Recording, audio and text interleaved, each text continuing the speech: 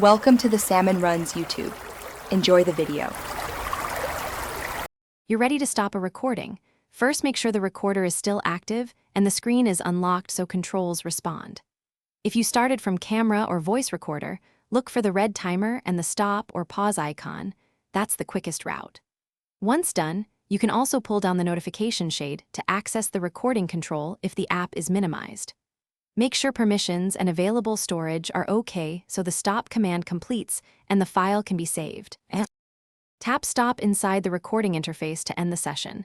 This tells the app to close the audio file and flush buffers. If the app is backgrounded, swipe down the notification shade and tap stop there. Android routes the stop command through the same API. Some Samsung models offer a floating widget or quick panel tile. Use those when you can't open the app. Once you stop, wait a few seconds for the app to process and save the file before closing the app completely. After stopping, immediately verify the file in the recorder's saved folder or in gallery so you don't lose footage. Play a few seconds to confirm audio and video are intact.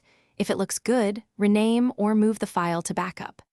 If stopping didn't work, force stop the app from settings, reboot the phone, and then try again. Often a hung process is the culprit. Make sure the app has storage and microphone permissions, and that free space isn't below a critical threshold. Thanks for watching.